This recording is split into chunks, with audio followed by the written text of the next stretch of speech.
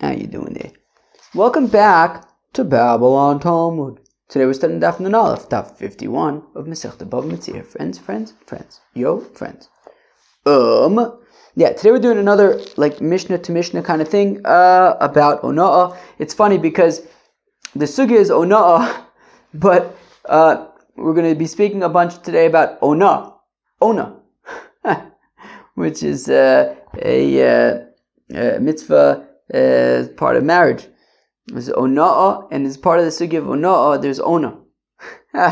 Okay, very good. Alright, here we go. Alright, we're starting Daf Nun Aleph about halfway through the Amud. We did quite a bit yesterday. That was a big old daf yesterday. A big old daf. Alright. I think this one's going to be shorter. I hope. Because if I can do this quickly, then I have time for squeeze in one more group before Shabbos, I think. And hopefully I can do some chazara. That would be really good. Okay, Givaldik, as we've learned before, that Ona'ah is a din both by the seller as well as by the buyer, right? A seller cannot overcharge, meaning if a seller overcharges, so then there would be Ona'ah, and if a buyer underpays, there would be Ona'ah. Okay, and there is Ona'ah both by the regular people as well as for the merchants.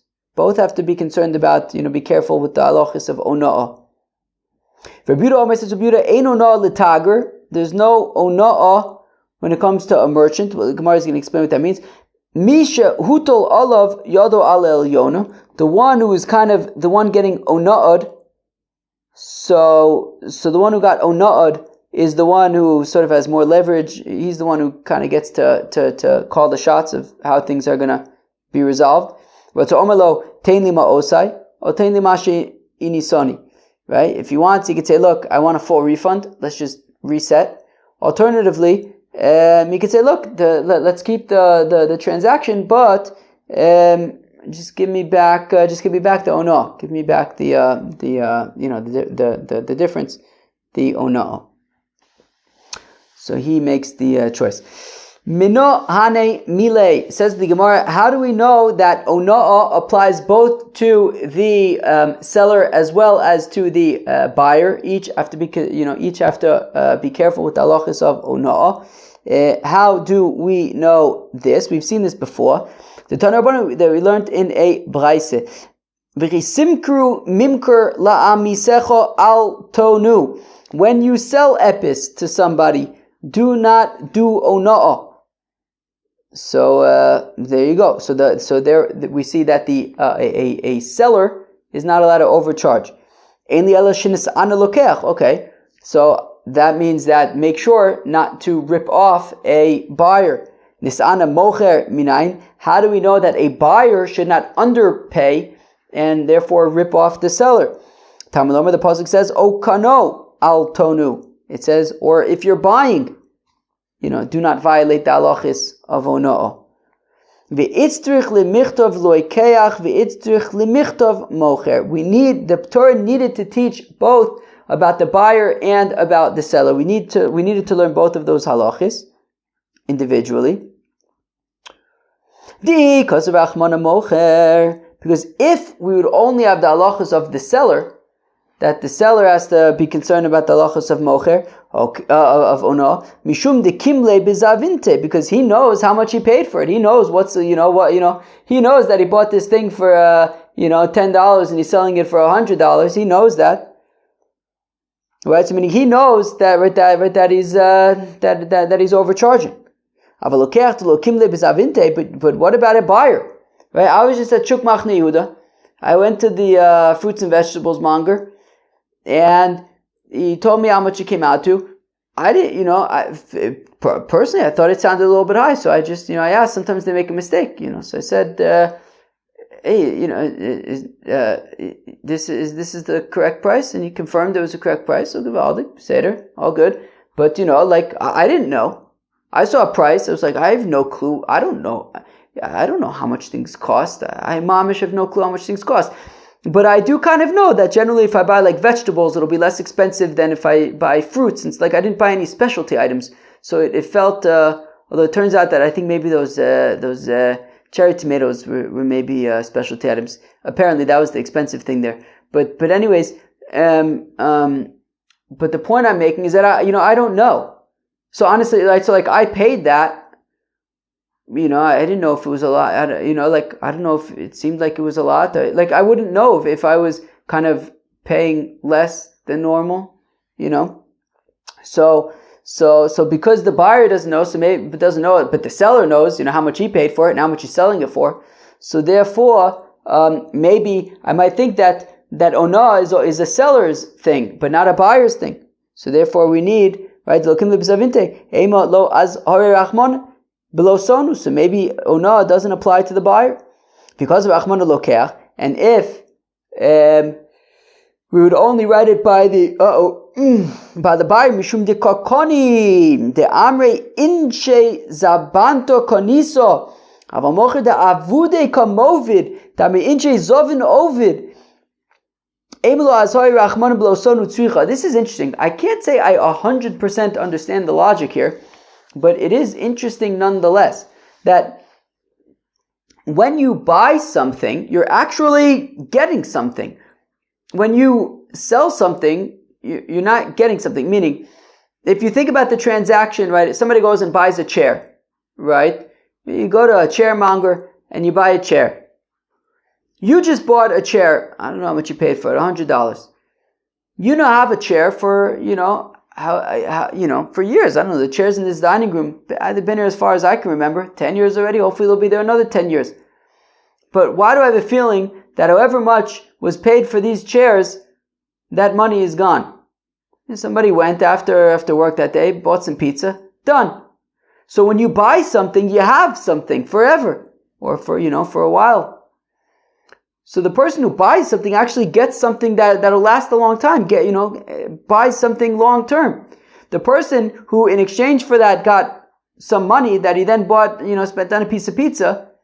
What did he get? He didn't really get something that he's going to have forever. So therefore, that is to say, I think the point is when you buy something, you're really buying something. When you get paid for something, you're not really getting something, long lasting, long term. And therefore, I think the point is that maybe it wouldn't be therefore considered when you get paid, it's not like you're getting, buying something significant. You're getting money that you're going to spend pretty soon afterwards, probably. And therefore, maybe ona doesn't apply there. Ona would apply to the person who's actually really buying something of meaning. That's where there's ona. But by somebody who's selling something and is just getting some money that he's going to spend a second later, maybe ona would not apply to that side of the transaction. I can't tell you exactly why not, if we're talking about overcharging, whatever, but I guess in terms of a actual transaction, maybe it's considered less of a transaction-y kind of thing, so maybe I might think that there would be no ona, but there is ona. Okay, fine. So let's read that inside. Because of Achman Lokeach, so if you would only have ona by the buyer, Mishum Deka Koni, because he's actually buying something. The Amri Inche that the people say, Zavanta, when you buy something, Kanisa, you got something, when you buy something, Mazel Tov, you have something for a long term. Avamocher, but the fellow who's selling it, Tavude Kamovid, he's losing something. Daminche Zovin Ovid, when you sell something, you lose it. You had something, now it's gone. Instead, you replaced it with some money that you're going to spend on pizza in a minute. So Ema lo azhari rachmana below sonu. So maybe lo sonu doesn't really apply there because it's kind of less salesy, less meaningful. Tzricha, if we need both. All right. Rabbi Amar says, "Rabbi ein ona letager." There's no ona when it comes to a merchant. Mishum shu tager ein lo ona. Well, just because he's a merchant, so there's no ona. Why is no ona? And so far, I feel like everybody in Eretz Yisrael is just kind of waiting for Iran to attack us. So it's just keep on wondering, maybe Iran's attacking us, and because I have my noise canceling headphones, But maybe if I can hear the power washers, I don't always hear the power washers. Sometimes I do. Will a missile? Will what's that called? What are those fancy missiles that they have? Is it ballistic missiles? Those are probably quieter than the power washer, right? For sure. They want it to be very, very sneaky. Yeah, the power washers, they're not very sneaky. Yeah, power washers aren't very sneaky. They're very loud. Yeah, but the thing is, the sirens, the air raid sirens would probably go off, and those are kind of loud, but as loud as the power washer, that's what they should have. When there's a missile, they should have the power washers. Everybody hears that. But obviously then they'll just think that the people are power washing, and they'll just put in their noise-canceling headphones. Rabbi Yehuda Omer says, there's no ono when it comes to a merchant. Mishum shu tager, ain't lo ono, what, just because he's a merchant, so ono doesn't apply? What does that mean? So Omer of Nachman says, of Nachman Omer Rab, bitager safser shanu, that we're talking about a broker. Interesting. We're talking about a broker over here. Somebody who buys and immediately sells. My time alka made the yodas avinte kama shavya. Because a broker is not really, he's not selling stuff that he cares much. He's not like, something that he has long term and fostering stuff. I don't know. He's buying it. He's a numbers guy, right? Buy low, sell high, right? So he knows exactly his inventory. He knows that he bought this morning. He's hoping to kind of flip it by the end of the day, So he knows exactly how much he bought it for, how much he wants to sell it for. So he knows exactly the numbers, So therefore, I might think maybe yoda zavinte kama shavi. Look, a broker knows exactly how much he's buying for. He just bought it that morning. And if he's selling it for lower, so then it's a calculated thing. The reason why he's selling it at a lower rate, at a lower price, at a loss even, because he had another opportunity, a different opportunity to buy.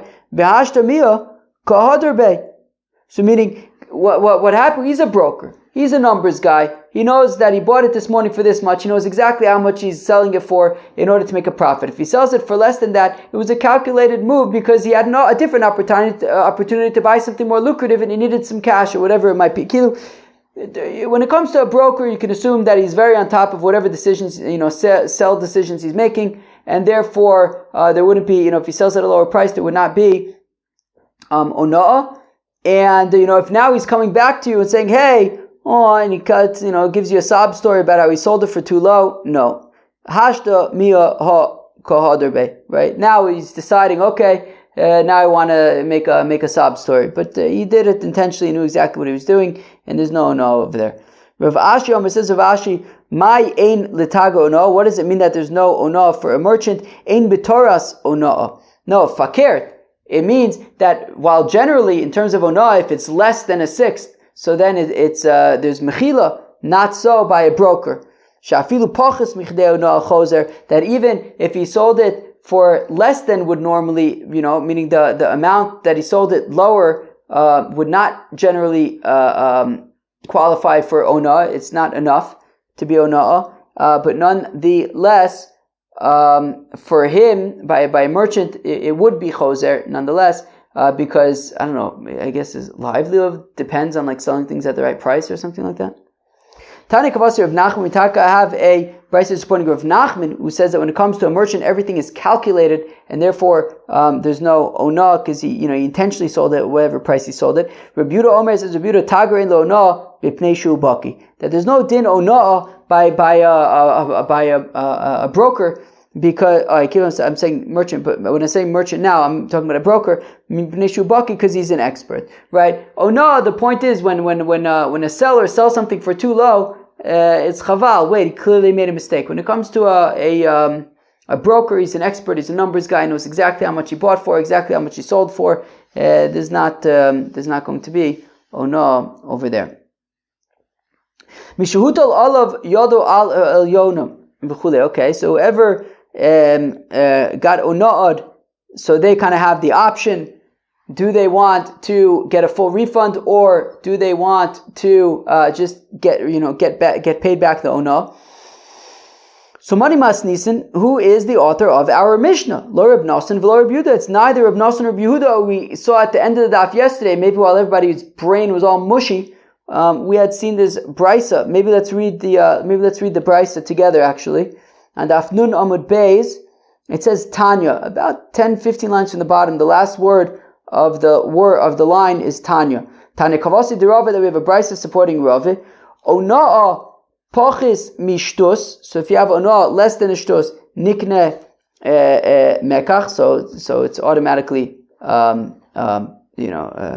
approved immediately. Yasser al shtus, if it's more than shtus, batul mekach, in either one, either the buyer or the seller can be choser. Shtus, if it's a 6, if it's actual, if it's ona, so then kana, the transaction is valid, umachzer ona, but the ona needs to be returned. Divrei Reb Nasin. That is the opinion of Reb Nasin. So Reb Nasin is saying be'etzem that the halacha is that if there is ona, so machzer ona, so the ona is returned. Now in our Mishnah though, we had said that whoever got onad, Taka has the choice, either to just get paid back the ona, or to say I want a full refund. Yet in this brisa, Reb Nasin is saying that no, you don't get a full refund, you just return the ona. So that's why it would be hard to say that Reb Nasin is the author of our Mishnah. But at the same time, Reb Yehuda Nasi says Reb Yehuda Yad Mocher Al Yona.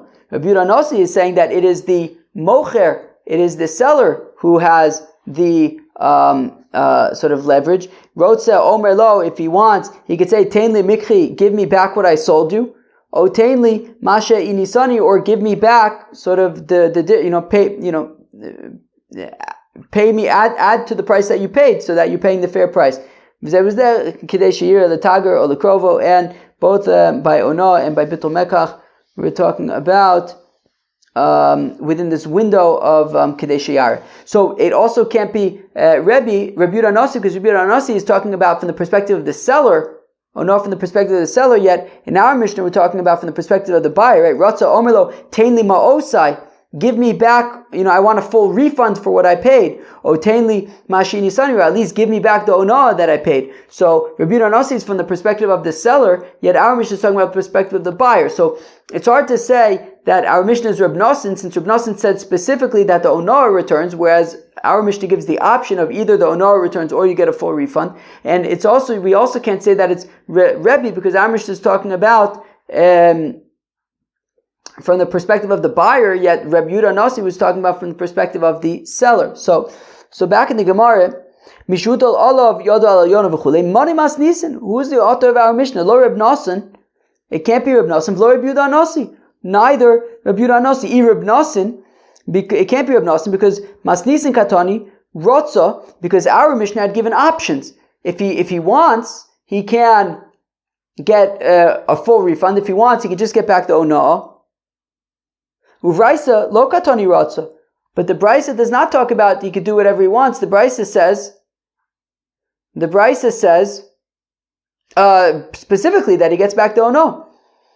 Rabbi Yehuda Nasi, and to say that it's Rabbi Yehuda Nasi is problematic, because masnis and katani lokeach, because our Mishnah is talking about the perspective of the buyer, that the buyer could say, I want my money, I want a full refund, or just give me back my ono. Uvraisa Katani Mocher, whereas the Brisa is talking about the seller, that the seller says either, pay me the difference or give me back my item.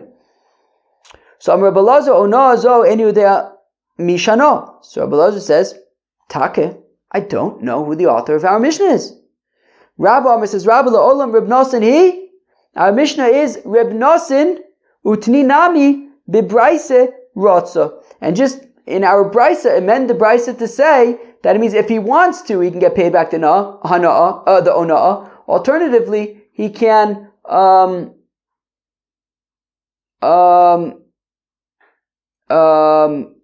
a full refund. Rava Amar says, Rava la'olam Reb Yehuda Anasi, Rava says that really our Mishnah is Rebbe. Okay, so why is our Mishnah talking about the lokeach and the Brisa is talking about the mocher? And whatever the Mishnah left out, i.e. discussing the mocher, so whatever the Mishnah left out, so the Brisa picked it up. So the Mishnah was talking about the lokeach, so the Brisa talked about the mocher. Omar Rav Ashi says, Rav Ashi, dekanam, you could infer oichit, dikatoni echad lokeach vechad mocher. At the beginning of the Mishnah talks about that both the buyer and the seller umefarish the lokeach, but then the Mishnah at the end is specifically talking about from the perspective of the buyer. So shmamino shayure shaire lemocher shmamina. So clearly the mocher was left out, was left extra from the Mishnah. So the Brisa talked about, Rabbi Yehuda and Anosi in the Brisa talked about the perspective of the mocher. Alright, fine. My brain's getting a shtickle mushy, but we're doing okay, I think. It's not super mushy, and I think we'll be alright. This isn't a humongous stuff, I don't think. Alright, where are we? Itmar. It was stated out. Omer lachavero. Alright, if somebody says, Almanas she'ein lecha olai ono. So if somebody, a seller sells something to a buyer, and he says, hey, buyer guy, I'm selling this to you under the condition, right, what do you say? Almanas, under the condition that don't come after me saying, hey, oh no, you overpaid me, you overcharged me. Look, I'm selling this to you under the condition that you're not going to have any claims of ona'ah against me. Now, he's not saying that this is ona'ah, and I want you to tell me that you're not going to come after me. No, he says, look, I'm selling you this. I don't want you to come back to me at some later point and say, hey, what, ona'ah, this, you charged me too much. No. I'm selling this to you under the condition that you're never going to make any claims of ona'ah against me. Rav Amar Yeshlo, olav ona'ah. Rav says, that's ridiculous. You can't do that. Ona'ah is a mitzvah in the Torah. You can't be masna mashakosu b'Torah. You can't do that. Right? Forget it. It's bogus. Of course, he could come back and say you overcharged me if it's true. Shmuel says, okay, he can do it, and okay, if he agrees, so then there won't be any onah. Fine, no claims of onah. So let's say that Rav holds like Reb Meir, and Shmuel holds like Reb Yehuda. The Tanya, as we learn in the Brisa, Omer leisha, a fellow says to a fella, Harei at mekudeshes li, you are betrothed to me. Wow, this feels like so long ago. And it wasn't that long ago. I mean, Kiddushin was right before Bava Kama. But, Chaver, once you get into Bava Kama and BavaMetzia, that's just what's happening. That's just what's up right now. Everything else just feels like a lifetime ago. Bava Kama and BavaMetzia have been so full on that it's like everything else just feels like a different lifetime ago. So Shmuel Omar Ein Lo Olavona, where are we? So fine. So then Rav Damukra Meir Shmuel Damukra Yehuda Tanya Omar Lisha Rav Mekudesh Li Al Menas She'ein Loch Olai She'Ksuz V'Ona.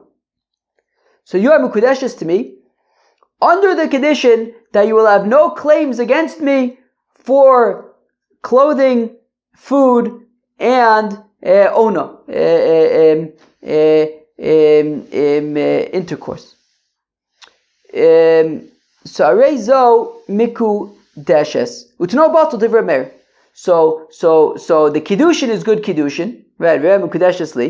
But the condition of under the condition that I'm not giving you share, forget it. That's ridiculous. Masna masha kosu b'Torah, you can't do that. Forget about it. The kiddushin is good. The tanai is absolutely not. That's Reb Meir's opinion. Reb Yehuda Omer says Reb Yehuda b'davar shebimamon tanao kaim. Reb Yehuda says, look, there were three things in that condition. Sharing ksus are mammon. Ona is not mammon. Ona is like what does Rashi say? Does Rashi say anything there?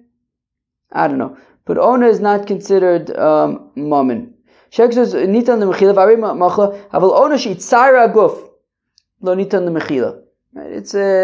It's a more emotional thing. It's not money. So Reb Yehuda makes a distinction. He says, look, sharing ksus, which is money, he can make a condition, he can stipulate that. And if she agrees to it, then fine. Oh no, he can't make a stipulation on that. So, we want to say that Rav, who says, if I'm selling this to you on the condition that you have no claims of ona. So right, there's ona and there's ona. But anyways, okay.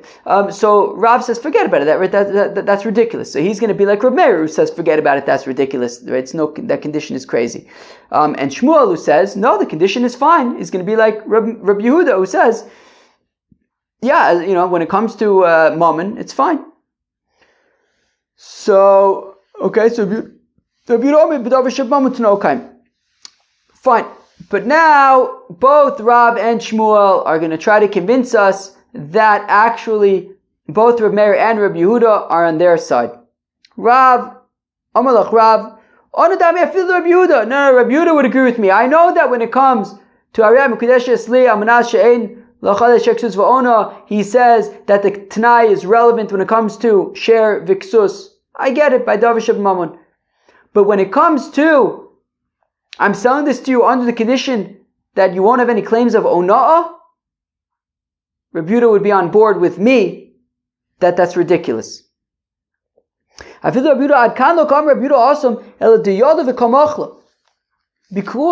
when it comes to when it came to the Kiddushin, she knew exactly what she was signing up for. He said to her explicitly, under the condition that you will not claim Sher Ksus Ve'ona, and she says, sure, no problem. She knew exactly what she was signing up for. Therefore, Rabbi Yehuda says, look, when it comes to Davar Sheb Mammon, the Tanai is going to be Beseder. But over here, Miyada de Machil. Right? It's like I was saying by the fruits and vegetables monger. I don't know. Is it Ona? Is it not Ona? I asked. I said, "Hey, is it? Is this? I don't know. It seems like it's a little bit high. If I wouldn't have had no clue. So therefore, I don't know that. So if I go and buy, he says, look, all sales are final. Don't come back to me and say Ona. And I say, yeah, sure, fine, no problem. I don't know if it's Ona or not. So therefore, Rab says over there, Rabbi Yehuda would agree with me that's ridiculous and that you can't make such a stipulation. So he doesn't know if he's being onad to know if he should be mochel or not. After all, right, we had talked about yesterday how you have that window where people can, see, you bought something and they start telling you how much they paid for it. That's when you find out after the fact, not at the time. Shmuel says that no, you can make that stipulation and there won't be any ona in that case if you make a condition. So Amar, he says, ona, the ami afilu Reb Meir. Shmuel would say, even Reb Meir, who says that by the Kiddushin, forget about it. You can't be masna mashakasu b'torah, but over here by Ona, Reb Meir would agree with me. Adkan lo ka'amar Reb Meir also. Reb Meir says over there, el devade ka'akar. Because look, if he's pretty explicit and he says, you are mekudeshes to me under the condition that you will not make any claim to these things that are listed explicitly in the Torah, that's ridiculous. Reb Meir would say, of course it's nonsense. But when it comes to Ona, but over here, miyemer dika'akar, midi, who says that he's actually violating? All he says is, look, all sales are final, right? There's no, you can't come to me with any claims of Ona. That is not to say that I'm ripping you off. That's just saying, I won't honor any claims. But it doesn't mean that he's necessarily ripping him off. It could be, fair. Is there any phrase about fair, like fair as a square? Is that like a thing? Whatever. So avalacha miyemer dika'akar midi, and therefore Reb Meir would agree that by Ona you can make such a stipulation. Amar of Anan says of Anan l'dimifarshli mide mine to my Shmuel. It was explained to me Shmuel's opinion. Ha'omer lachaver, if a person says amanas she'ein lecha olai Ona ein lo olav Ona, that if the stipulation is under the condition that you can't make claims of Ona, so that's valid as we've seen. However, if he says, Amanashe ein bo ona'ah, well then arei yesh bo ona'ah, right? But if what he said is, I'm selling you this under the condition that there is no ona'ah, that I'm not overcharging you, and if it turns out that he is, well, he said he wasn't, and he is, so obviously then he didn't stick to his stipulation, and of course it goes back. Meisvei, we have a kasha, anosi v'anosin ba'amonim. Okay, somebody who does business ba'amoneh. All right, we're going to learn more about this at the end of the daf. But be'etzem, what amoneh is that you say to a fellow,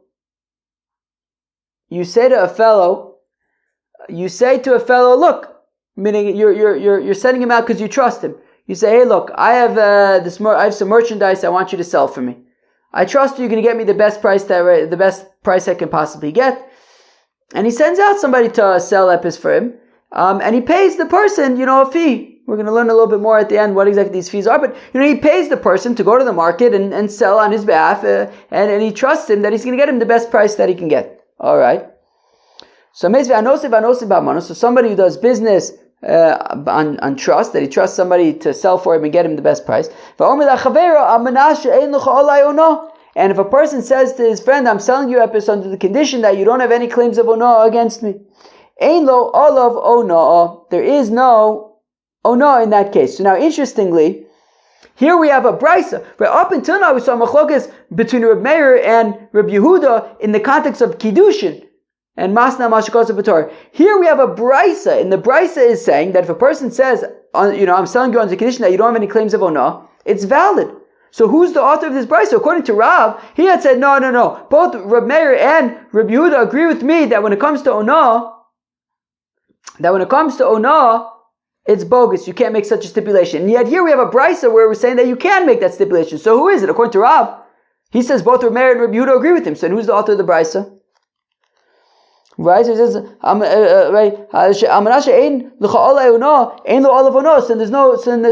there's no ona. So the Rav I feel the Reb Yehuda. So according to Rav, who says that both Reb Meir and Reb Yehuda agree with me that of course there's ona, that Tanai is bogus. So Amani, then who's the author of this brisa? So therefore, Abaye rather says Abaye Machvaita Rav Omer Kribei V'Shmuel de Omer Kribuda. So Abaye says, you know what? Look. Rav holds like Reb Meir that Eino Masna Mashukosa. You can't be Masna Mashukosa by Torah, and therefore the Tanai is bogus. And Shmuel holds like Reb Yehuda, who says that the Tanai is valid because by B'davar Sheva Mamon it is valid. Okay. That is Abaye's opinion, to just say, okay, fine. We tried to say that both of them are going to argue that both Tanoim really hold like them. No, Reb Yehuda holds, that's interesting. Reb Yehuda holds, that's interesting. Where are those guys going camping? I hope they're not going camping in the north or the south. That wouldn't be very safe.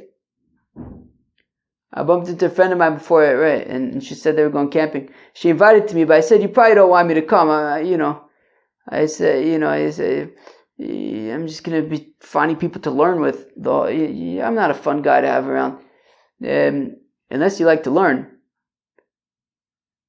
That hasn't been my experience, though. Anyways, so, all right, I hope they brought helmets. Anyways, so where am I? So where are we? I feel the Rebbe so money. Okay, fine. So Abaye says, look, Rav holds like Reb Meir and Shmuel holds like Reb Yehuda. Fine. Rava Amar says, lo kasha. It's actually no problem at all. Meaning you could still say that Rabbi Yehuda would say that, meaning by Kiddushin, Rabbi Yehuda had said that you could be right, B'davar Sheb Mamon Tano Kayim. Okay, Rav wanted to say, yeah, but when it comes to Ona, Rabbi Yehuda would agree with me that since it's not clear that meaning, but when it came to sharing ksus, really, she knew what she was signing up for, and therefore Reb Meir said that Rabbi Yehuda said that the Tanai was valid. But over here, where you don't exactly know where there was that there's a ona or anything, so therefore you don't know what to commit to, and therefore Rav argues that Rabbi Yehuda would agree with him that it would be an invalid Tanai. So then, who's the author of this brisa? Well, says Rava. Well, this brisa is talking about something different than what Rav is talking about. Where am I? Rava Amar lo kasha kan bistam kan b'mefarish. So it depends. Where am I? If you look at Rashi for a second, stam amanas she'ein lecha olai ona delo yada denechom befar sheperish lo yodea ani sheyesh bo ona va'ani mochro lecha amanas she'ein lecha olai ona debaha am Rabbi Yehuda demasne v'tno kaim dedami l'she'er v'chsus. Oh, so I read that quickly, but I'll explain it. So it depends. What did Rav say? Rav had made the argument, as I just explained a few minutes ago. Rav had made the argument. Look, Rabbi Yehuda only says when it comes to Kiddushin, because she knew exactly what she was committing to and what she was accepting, that I will not make claims about share and ksus. The thing is, by Ona, it wasn't clear that there was actually Ona, so in that case, the person accepting the Tanai doesn't actually know what they're accepting, and therefore it's invalid, according to Rav argues. However, the analogous scenario would be if the seller says, look, here's the deal. I'm overcharging you. Do you accept that? Is that okay with you? You will not claim ona. Do you accept? And you say, yes, I accept. So it's basically the same thing as saying, yes, I accept Kiddushin without sharing Ksus, right? And as long as it's accepted, then it's acceptable. And the Brisa, which says that if he says under the condition that you won't make claim against me for ona, it's when he was explicit that, look, this is the deal, do you accept? And then Rabbi Yehuda would say there that, yeah, of course, I accept, right? So again, Rava Amar says, Rava, lo kasha, it's no problem, kam bestam, kam b'mefarish. It depends if he's being clear about the ona'ah or not, right? So if he's not being clear, so then Rabbi Yehuda would say that of course there's still ona'ah, but if he's being clear and he accepts the ona'ah, then there's no ona'ah. Titania is one of the brayso. When do we say that this Tanai is valid? That if he says that there's no ona'ah, so then there's no ona'ah. When do we say that there would still be ona and that the Tanai is bogus? Bistam, if he doesn't clarify, he doesn't express, describe, define what exactly the ona is. Aval b'mefarish, but if he's explicit. B'mefarish mocher, if the seller explains sha'amar, that he says l'lokeach to the buyer, chayfetz zeh sh'ani mocher l'cha, I am now selling you something b'masayim for 200. Yodea ani bo she'enu shav elamana. Look, I know it's only worth 100. I'm selling it to you for 200. I'm way overcharging you. Al menas she'en l'cha olai ona. I will sell it to you under the condition that you will not make a claim of ona against me. Well, then ein lo ona. Then he can't make a claim of ona because he knew exactly what he was signing up for and he accepted that. And Rabbi Yehuda would say that's acceptable. And similarly, if a buyer said to a seller, look, this thing that I'm buying for you for 100, I know that it's worth 200. If I buy this, will you not have any, I will buy this under the condition that you will not have any claims of ona, and then okay, the seller can't come after him and say ona because, he accepted what he was signing up for, and therefore, there would be the condition would be valid in that case. Tana Rabbanon, the rabbis taught Hanose v'Hanosein be'amono. Oh wow, crazy. Tana Rabbanon, Hanose v'Hanosein.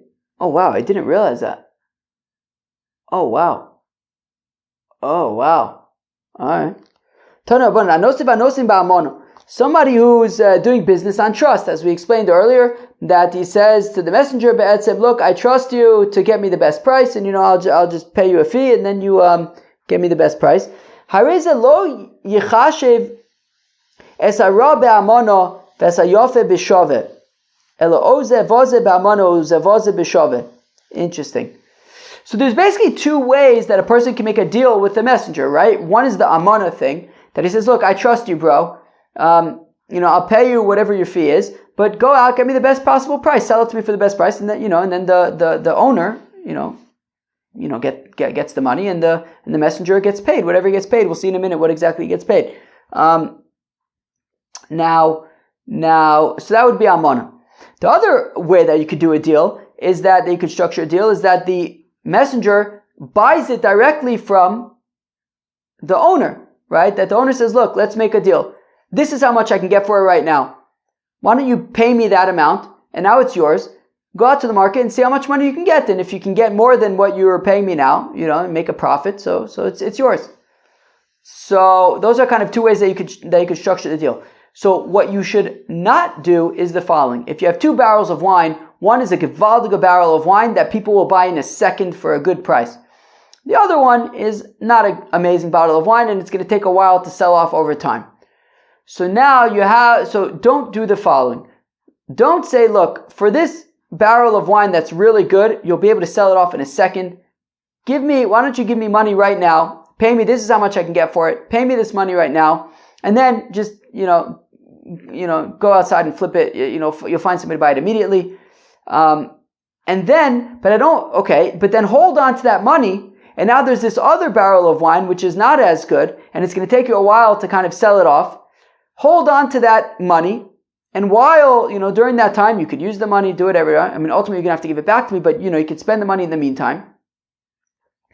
And then, for the second one, it's like, just sell it, as quickly as you can, but, it's going to take more time. It's not as good of a bottle of wine. And in that one, I will kind of pay you your fee, and whatever else is, whatever the extra is, you will, right? And then whatever you sell, you'll give me that. So it sounds like the owner then wants to basically the seller guy, the messenger guy, for the good wine, he basically paid the owner up front and then took that good wine and immediately sold it and got money. But then he holds on to this money until he manages to sell all the sort of inferior wine over time.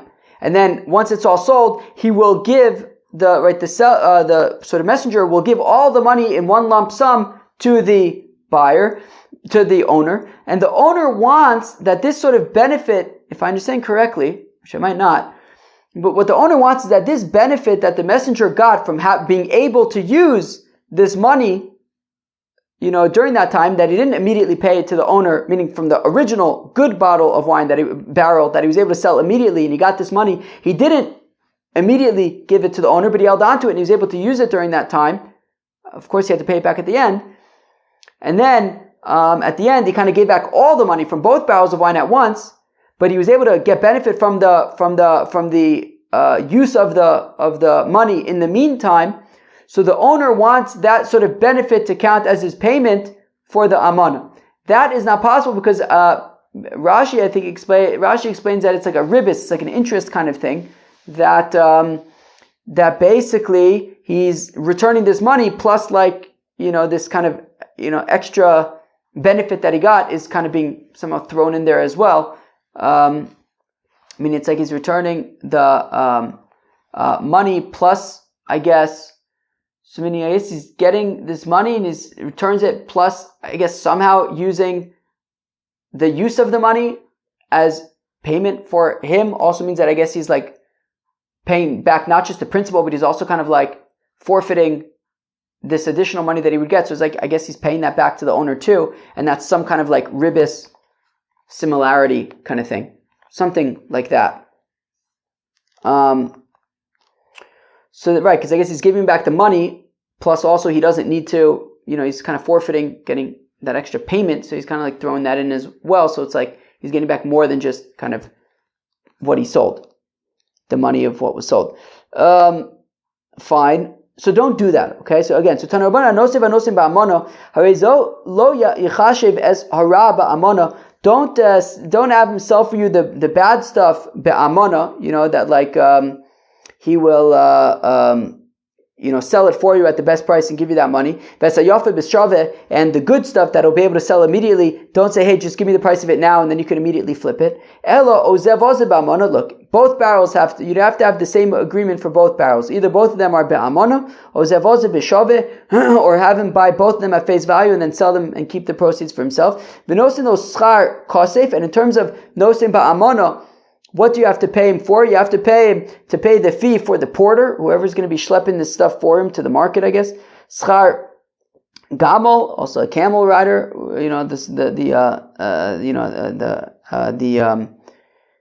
I think, I don't know if it's for camel driver or just the renting a camel, but he's got to pay for the cameling stuff. Schar pundik, if he has to stay overnight, he would be paid for, that would have to be taken care of for him. Schar atzma in an hotel, but the owner doesn't pay this messenger for his work. Shekvanosin lo scharo mishalem, because he's already paying him. Schar mishalem eicha ko yoivle. What do you mean he's already paying him? Amar papa bit sadruye. Well, for example, if he's selling like hemp clothing or something, he can keep 4% of it for himself, and that would be his payment. All right, friends, that was Daf Nun Aleph of Masechta BavaMetzia. We learned kind of more halachis about ona'ah, that it applies both to the buyer and to the seller. We talked a little bit about brokers, and we saw the machlokes between Rav and Shmuel about can you make a stipulation to sell something without ona. Rav says no. Shmuel says yes. We saw the machlokes between Reb Meir and Reb Yehuda about masna mashkos b'Torah. All right, peace.